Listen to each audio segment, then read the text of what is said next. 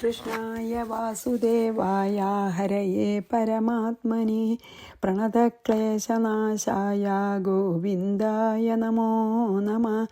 രാമായ രാമഭദ്രായ രാമചന്ദ്രായ വേധസേ രഘുനാഥായ നാഥായ സീതായ പതയേ നമഃ.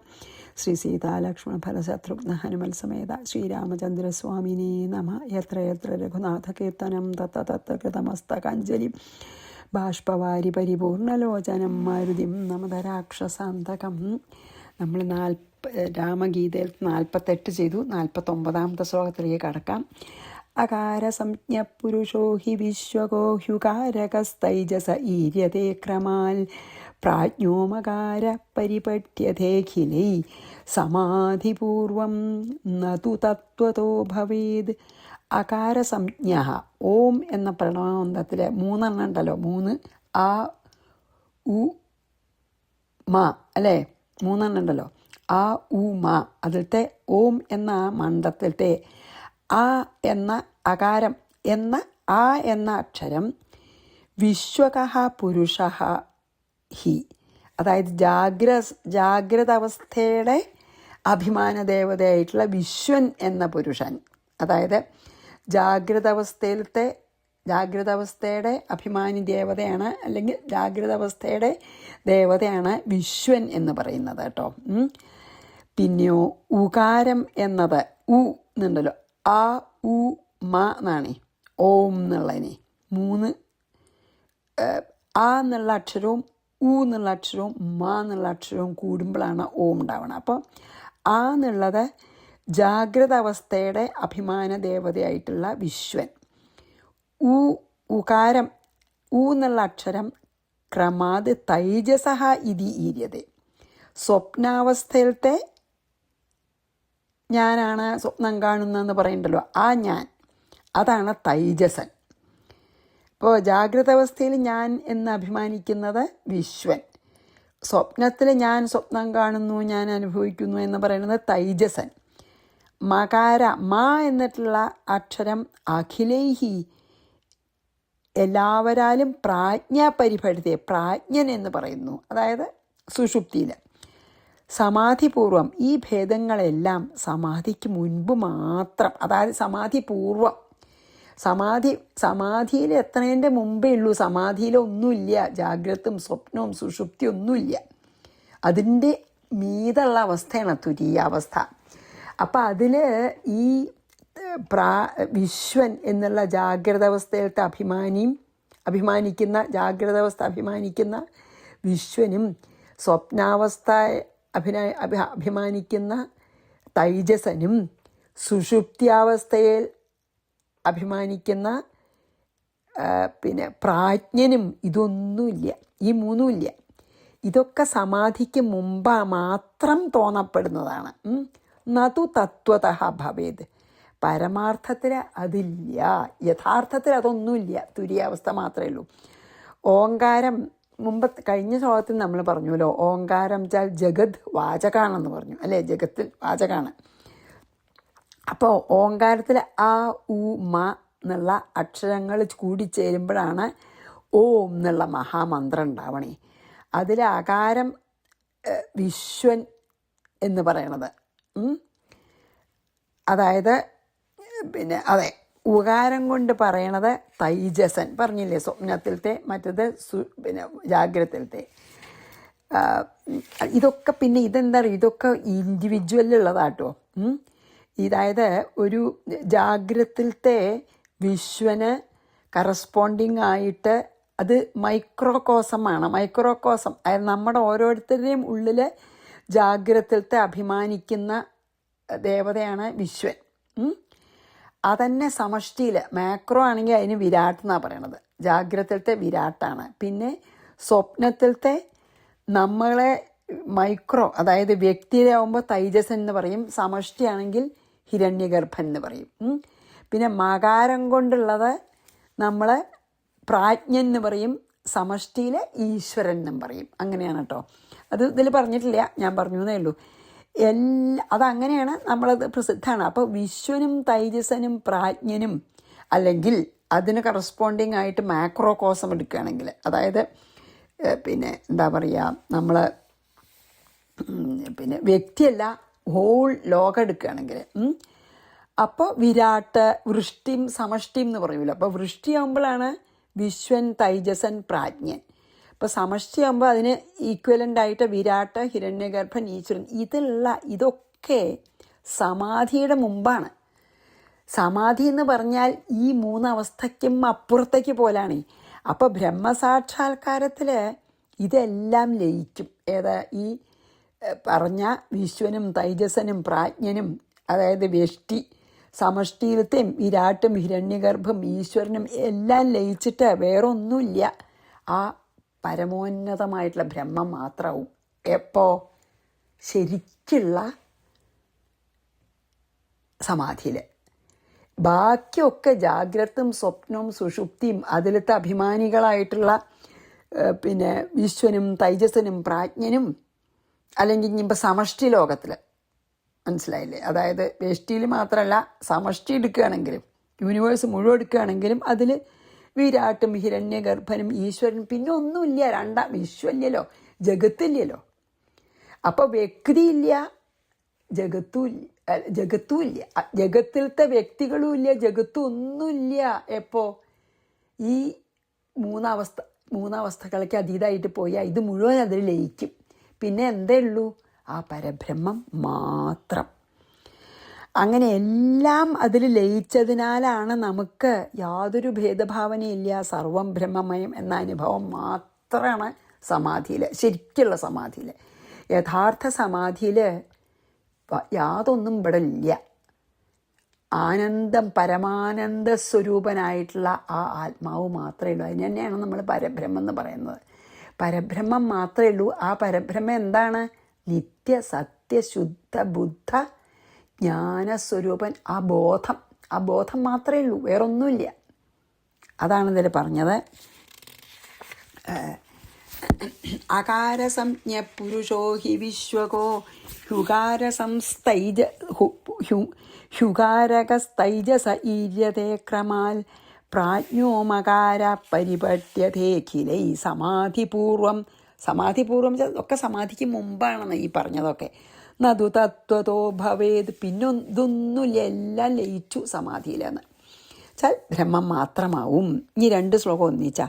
വിശ്വം ത്വകാരം പുരുഷം വിലാപയേതുകാരമധ്യേ ബഹുധാ വ്യവസ്ഥിതം തതോമകാരേ പ്രവിലാപ്യ തൈജസം ദ്വിതീയവർണം പ്രണവസ്യ ചാന്തിമേ മകാരമപ്യാത്മനി ചിദ്ഘനേ പരേ വിലാപയേൽ പ്രാജ്ഞമപീഹ കാരണം സോഹം പരം ബ്രഹ്മ സദാ വിമുക്തിമദ്വിജ്ഞാനദൃങ്മുക്ത ഉപാധിതോമലഹ ബഹുധാ വ്യവസ്ഥിതം. അതായത് ഈ സ്ഥൂല ശരീരത്തിലുള്ള ശരീരാഭിമാനം കൊണ്ട് പല വിധത്തിൽ നമ്മൾ സ്ഥിതി ചെയ്യുകയാണ്. ശരീരാഭിമാനം കൊണ്ട് അകാരം പുരുഷം തു, ആകാരം കൊണ്ട് പറയുന്ന വിശ്വനെ നമ്മൾ പറഞ്ഞല്ലോ, വിശ്വന് അകാരം, പിന്നെ ജാഗ്രത വിശ്വനെ ഉകാരമധ്യേ, ഉകാരം കണ്ടു പറയപ്പെടുന്നവനായ തൈജസനിൽ ലയിപ്പിക്കണം. ആദ്യം വിശ്വനെ തൈജസനിൽ ലയിപ്പിക്കും. വിശ്വൻ വെച്ചാൽ ജാഗ്രതത്തിനെ സ്വപ്നത്തിൻ്റെ അഭിമാനിയായിട്ടുള്ള തൈജസനിൽ ലയിപ്പിക്കണം. പിന്നെ ഈ വിലാപയെ വെച്ചാൽ ലയിപ്പിക്കണം. പിന്നെയോ തദാനന്തരം എന്താ? ദ്വിതീയ വർണ്ണം തൈജസം. ഈ ഉകാരം കൊണ്ട് ഉള്ള പിന്നെ ഈ തൈജസനെ, കൊണ്ട് തൈജസനാണല്ലോ, ആ കൊണ്ട് പ്രാജ്ഞൻ, ആ കൊണ്ട് വിശ്വനെ തൈജസന് ലയിപ്പിക്കണം. ഈ പിന്നെ ഉകാരം കൊണ്ട് പറയണ ഈ തൈജസനെ എങ്ങനെയാണ്? പ്രണവത്തിൻ്റെ അന്തിമേ മകാരെ, അവസാനത്തെ മകാരാണല്ലോ, മകാരത്തിൽ ലയിപ്പിക്കണം. അതായത് പ്രാജ്ഞന് ലയിപ്പിക്കണം. മകാരമഭി സുഷുപ്തി അവസ്ഥയെ അഭിമാനിക്കുന്ന പ്രാജ്ഞനെയും, എന്നിട്ട് ആ പ്രാജ്ഞനെ ചിദ്ഘനെ പരെ ജ്ഞാനസ്വരൂപനമായ പരമാത്മാവിൽ ലയിപ്പിക്കണം. ആദ്യം വിശ്വനെ തൈജസനിൽ ലയിപ്പിക്കുക. തൈജസനെ പ്രാജ്ഞനിൽ ലയിപ്പിക്കുക. ആ പ്രാജ്ഞനാണ് ഈ സുഷുപ്തിയിലത്തെ ആള്. ആ പ്രാജ്ഞനെ എന്തു ചെയ്യണം? ചിദ്ഘനെ പരെ, അതായത് ജ്ഞാനസ്വരൂപനായ പരമാത്മാവിൽ വിലാപയേച്ചാൽ ലയിപ്പിക്കണം.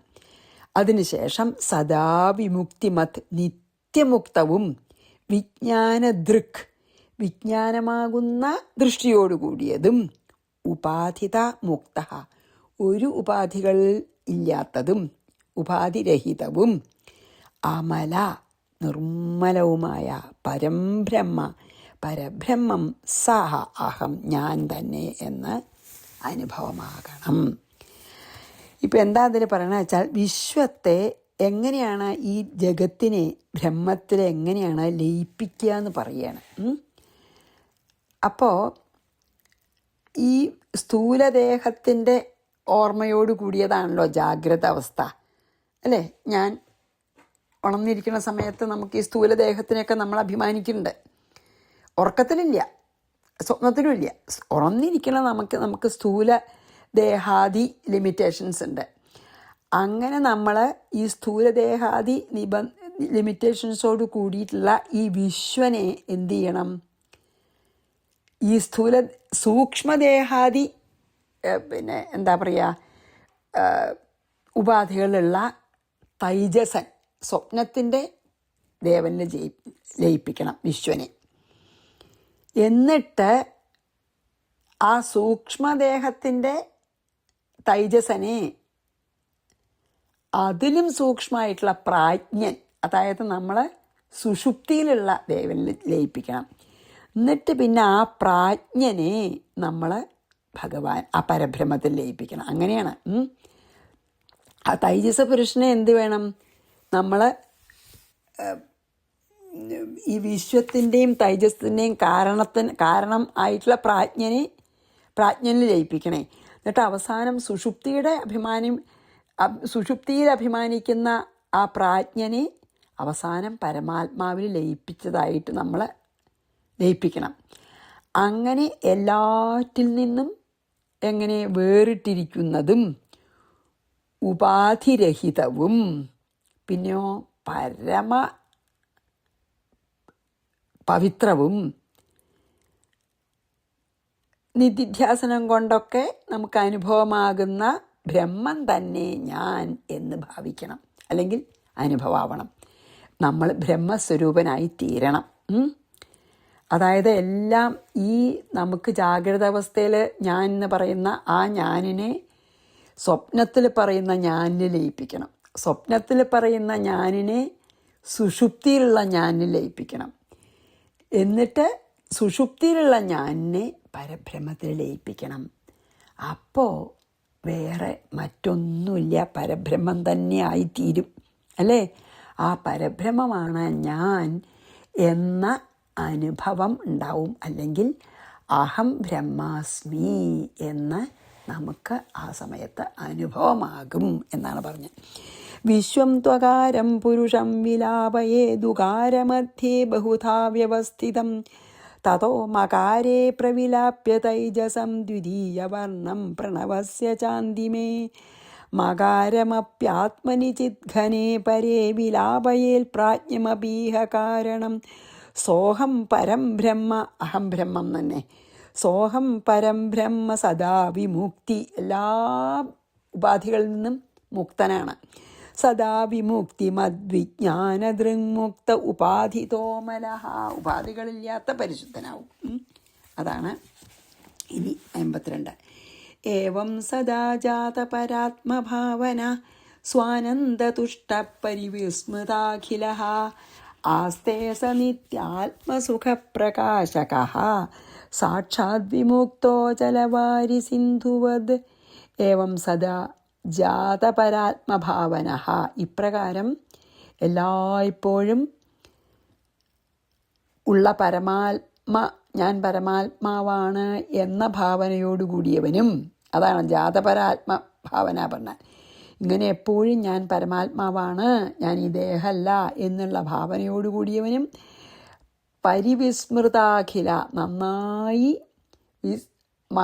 നന്നായിട്ട് വിസ്മരിക്കപ്പെട്ട ലോകത്തോടു കൂടിയവനും, ലോകത്തിനെ കംപ്ലീറ്റ്ലി മറന്നിട്ട് ഞാൻ ബ്രഹ്മാണെന്ന് വിചാരിക്കണേ, സ്വാനന്ദതുഷ്ട സ്വന്തം സ്വരൂപത്തിൽ ആനന്ദിക്കുന്നവനും, സാക്ഷാൽ നിത്യാത്മസുഖപ്രകാശക ഉപാധിരഹിതവും നിത്യവുമായ ആത്മസുഖം യാതൊന്നോ അതന്നെ സ്വരൂപമായവനും, സവിമുക്ത ആജീവൻ മുക്തൻ, അചലവാരി സിന്ധുവത് ഇളകാത്ത ജലത്തോടുകൂടിയ സമുദ്രം പോലെ.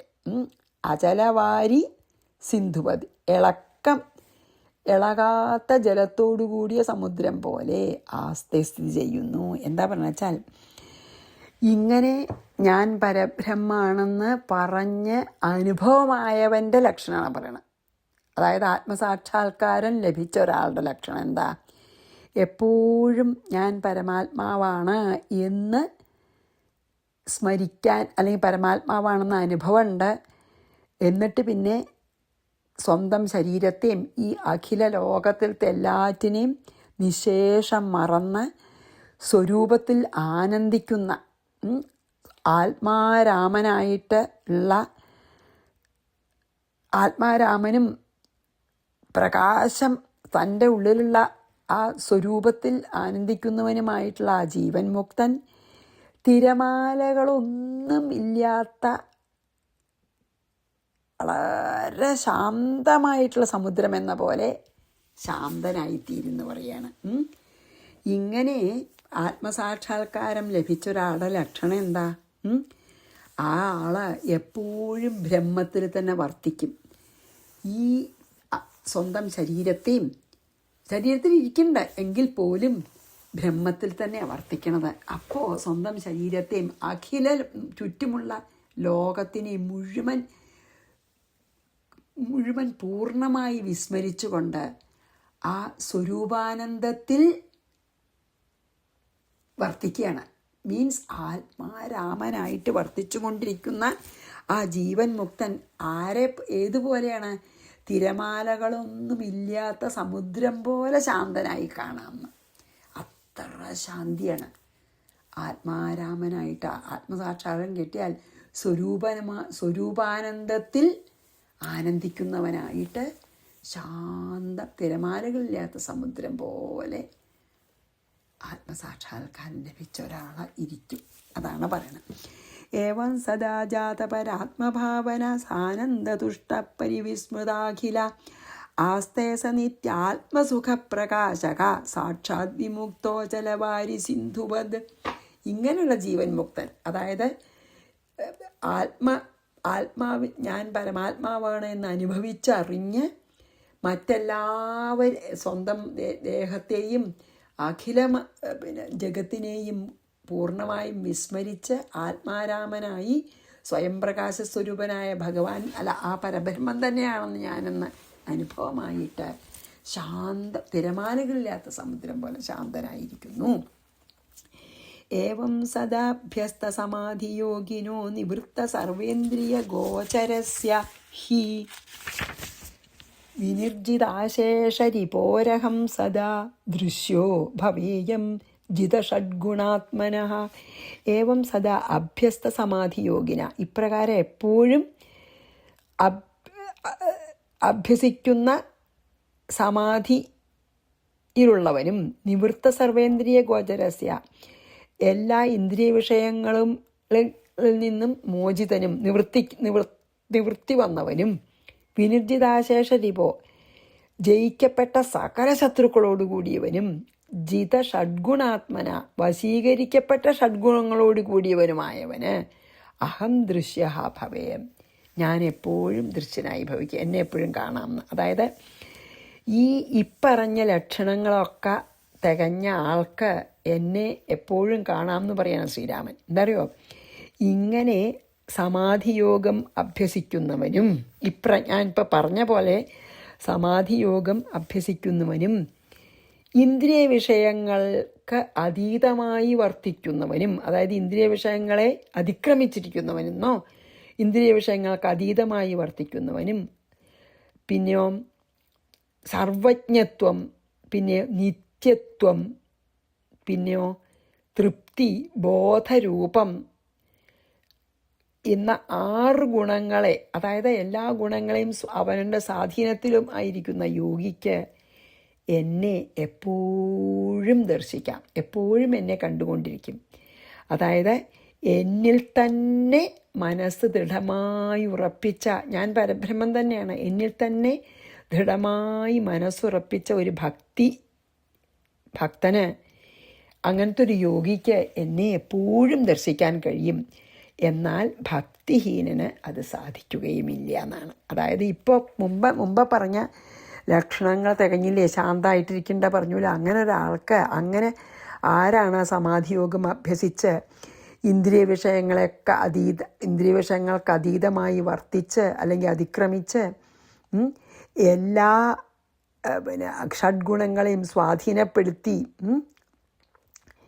അങ്ങനെയുള്ള യോഗിക്ക് എന്നെ എപ്പോഴും ദർശിക്കാൻ സാധിക്കും. എപ്പോഴും എന്നെ ദർശിച്ചുകൊണ്ടിരിക്കാൻ വെച്ചാൽ ഞാൻ പരബ്രഹ്മാണെന്നാണല്ലോ. അപ്പോൾ എന്നെ ദർശിച്ചു കൊണ്ടിരിക്കാൻ വെച്ചാൽ ഞാൻ തന്നെ ആയി തീരുമോ ശരിക്കും പറയാ വെച്ചാൽ, അല്ലേ? അതാണ് ഇതിൽ പറഞ്ഞത്. ഇനി നമുക്ക് ഇതും കൂടി കഴിഞ്ഞാൽ നിർത്താം. ഏവം സദാഭ്യസ്ത സമാധിയോഗിനോ നിവൃത്ത സർവേന്ദ്രിയ ഗോചരസ്യ ഹി വിനിർജിതാശേഷരിപോരഹം സദാ. എല്ലാ ശത്രുക്കളും ജയിച്ചിട്ടുണ്ടാ, വിനിർജിതാശേഷ രിപോരഹം എന്ന് പറഞ്ഞില്ലേ? അതായത് എല്ലാ രിപുക്കൾ, നമ്മുടെ മനസ്സിൻ്റെ ശത്രുക്കൾ, ഷഡ്വൈരികൾ നമ്മൾ പറയില്ലേ, കാമം, ക്രോധം, ലോഭം, മോഹം, മതം, മാത്സര്യം, ഇതൊക്കെ ജയിച്ചതിന് ശേഷമാണ് ഈ സമാധിയിലെത്തുള്ളൂ, അല്ലേ? ഇതൊക്കെ ജയിച്ച് ഇന്ദ്രിയങ്ങളെ അതിക്രമിച്ച് ജാഗ്രത സ്വപ്ന സുഷുപ്തി അവസ്ഥകളെ അതിക്രമിച്ച് പറഞ്ഞില്ലേ നമ്മൾ, പിന്നെ വിശ്വനെ തൈജസനെ ലയിപ്പിക്കുക, തൈജസനെ പ്രാജ്ഞനെ ലയിപ്പിക്കുക, പ്രാജ്ഞനെ പരബ്രഹ്മത്തിൽ ലയിപ്പിക്കുക. അപ്പോഴേക്കും ഈ ഇതൊന്നും ഇല്ലാണ്ടേ പോയി, അല്ലേ? ഇങ്ങനെ സമാധിയോഗം അഭ്യസിക്കുന്ന ആൾ ഇന്ദ്രിയ വിഷയങ്ങളെ അതിക്രമിച്ചിട്ടുണ്ടാവും. പിന്നെയോ ഈ എല്ലാ ഗുണങ്ങളും തികഞ്ഞവനാവും, എല്ലാ വൈരികളെയും ജയിച്ചവനാവും. അങ്ങനെയുള്ള യോഗിക്ക് ഞാൻ നിത്യവും ദൃശ്യനാണ്. വിനിജിതാശേഷ രിപോരഹം സദാ ദൃശ്യോ. അങ്ങനത്തെ യോഗി ഞാൻ എപ്പോഴും ദൃശ്യോ, ഞാൻ എൻ്റെ ദർശനം ലഭിക്കും. ഭവേയം ജിത ഷഡ്ഗുണാത്മനഃ. എല്ലാ ഗുണങ്ങളെയും സ്വാധീനപ്പെടുത്തിയിരിക്കുന്നവനുമായിട്ട് യോഗിക്ക് എന്നെ ദർശിക്കാനാവും എന്ന് പറഞ്ഞ് നമുക്കിന്ന് ഇവിടെ നിർത്താം. ശ്രീകൃഷ്ണാർപ്പണമസ്തു. സർവത്ര ഗോവിന്ദനാമ സങ്കീർത്തനം. ഗോവിന്ദ ഗോവിന്ദ. ശ്രീ സീതാലക്ഷ്മണ ഭരത ശത്രുഘ്ന ഹനുമൽ സമേത ശ്രീരാമചന്ദ്രസ്വാമിനേ നമഃ. ഗുരുവായൂരപ്പ ശരണം. 62 ശ്ലോകമാണ് അതിലുള്ളത്. ഇപ്പം നമ്മൾ 53 കഴിയാറായി. അപ്പോൾ ഇനി 62 വരെയുള്ളൂ.